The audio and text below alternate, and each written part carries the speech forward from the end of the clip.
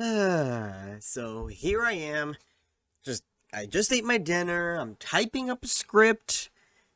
I'm getting ready to watch the new Game of Thrones, which is starting in 10 minutes. I even got my Game of Thrones shirt on. And Project Epoch just literally added everyone with an update on a really cool system on their server. Let's get into it. Alright, so here we are now. So I went from the Discord page to here. As I get some acid reflux. Let's talk time. As a Classic Plus server, we at Project Epoch have the creative freedom to take a deep dive into things that we view as issues with the World of Warcraft, specifically with private servers, one of those being the concept of time. As I'm sure you all know, World of Warcraft runs on a 24-hour day-night cycle that mirrors the time zone that the server is hosted on. Yes, I know, that's why I'm always playing on nighttime on Turtle WoW, even though it's like midday for me. This allows the amazing feel of having sunrise in-game to match your sunrise in real life. Not really. However, with the advent of private servers, this awesome feature has become a negative for many due to the majority of servers being hosted in the EU. For many international players, such as those within the US, I know it's kind of weird, but because a lot of things that I read or listen to is from the US, we call everyone else international, so being the one called international, it's kind of funny. But anyway, players will find themselves primarily playing at night and not getting to fully appreciate the... I would like to play during the day, thank you very much. I'm tired of seeing, like, everything in the dark. You realize... I'm sorry I'm going on a tangent for a second, but you realize I never knew that there were bagpipes in the Howling Fjord music, because I always played when the server was at nighttime.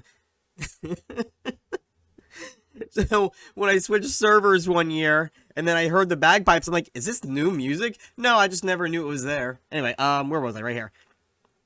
To put night and day related events alongside the issue, this also led to Blizzard not being able to fully lean into the concept of night versus day and how that can impact gameplay in creative ways.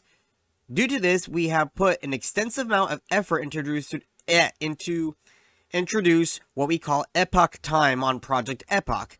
A full day-night cycle that will take place over the span of just over 3 hours. Okay, so if it's just over 3 hours, I'm estimating daytime, for example, would be about an hour and a half, and then nighttime would be an hour and a half, equaling to 3 hours for a full 24-hour cycle. So, that seems about right. That way, like, in a standard play session, you could get both night and day. Even if you start like halfway during the day, then you can get a little bit of night within just an hour and a half or 2 hour span. You know, you don't have to start right at daytime. You know, you can just start halfway through. But either way, for a couple of hours, you'll be able to see both night and day. Shut up, Discord. Anyway, we have also intentionally coded a small amount of variability so that everyone will experience a variety of different times as they adventure. Huh? Small amount of variety so everyone will experience a variety of different times as they adventure. It is entirely possible to see more than one full day in a single setting. Oh yeah, that's what basically I just said. If you play longer than a few hours, it is possible, but for the average person who plays maybe like 2 or 3 hours, they'd at least see one full day-night cycle, roughly.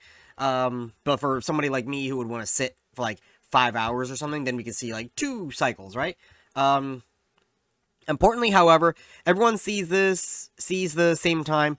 The actual server time used for calendar events and scheduling raids remains at constant. This is a complete decoupling of the server time and client time, and was a massive undertaking that no other private... Okay, so for calendar stuff, that's going to remain on our real-life time, but the time clock should have 2 times. One that should be your time, and one that should be server time, and the server time would be the 24-hour night cycle that you're gonna see. And they have a video here. I already watched this. I had no idea what was going on. We're gonna watch it together in a second here. I just want to read the rest of this. Okay, yeah, we're not too much farther. Note the above has been intentionally rapidly sped for demonstration purposes. Yeah. Okay, so throughout Azeroth, there are a variety of events that some simply may have not seen. The Rams of Amberstill Ranch being put to bed, Pyrewood Village becoming a haven of the Worgen during night, and NPCs throughout the world donning torches to light their way. These will all correctly trigger based on the accelerated time. This also impacts the ambient sounds and music that play, giving the deep feeling of immersion we all love. However, Blizzard could not push this as far as we aim to. Due to night and day as a concept being far more common, we can have added custom content based on around these events. Rares that are only present during the night, quests that can only be journeyed down when the sun is shiny at its highest. So like at noon. Items with effects that vary depending on the current time and much more. And then here's an item. Vigilance of a Blue Child. The Blue Child is one of the moons, by the way. There's a few, I think there's like 2 moons for Azeroth, and Blue Child is the smaller of the 2, while Loon would be the biggest, I think. Okay, requires level 30, it's a trinket, binds unequipped. Equipped during the day, your melee and ranged attacks have a chance to blast your target with a pillar of flame, dealing fire damage over time. But during the night, your spells have a chance to moonfire your target, dealing arcane damage over time. And then equipping increases your chance to dodge an enemy by 1. So this is a... Well, I mean, it gives you a chance to dodge. But other than that, I mean, that's a pretty fun trinket. That's pretty cool. An item driven by... Okay, yeah. And then right here is a quest that is going to be under that. Wanted, Plague Shambler. Oh, this guy's in the video we're going to see. Slay the Plagued Shambler patrolling along the river north of Darkshire. Yeah, you're going to see him in the video. A foul plagued beast has been spotted patrolling along the river north of Darkshire exclusively at night, leaving a trail of death and destruction in its wake.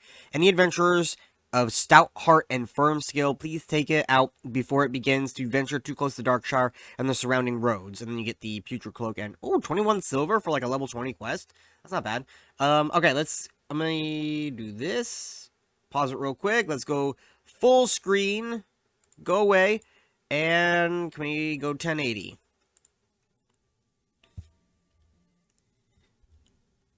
Hang on. I'm going to turn the sound on for you. I had to turn off the sound for me because I forgot I don't have my headphones on. Alright, here we go. Project Epoch. Alright, so this first one takes a little bit, but I think most of these are already in the game, like they said, but they're going to be adding new custom ones. So right here you see, as it turns nighttime, the vultures go away, but from the graveyard rises undead. I don't know if this was actually in the game or not, because I actually did not know that there were different things that happen at night versus day. And then here's this one where this lady, I don't know if it's a ghost or just a person, but they come out during the nighttime. Yeah, I didn't know I knew there was different music. I didn't know there was different events that happened. So I watched this one. I don't know what's happening here. Because you see, like, I guess it's just to show the progress of time, because you see the sun rising into the sky, but nothing actually happens. And then there's the Shambler that we just read about in the quest. So this guy looks like he wanders.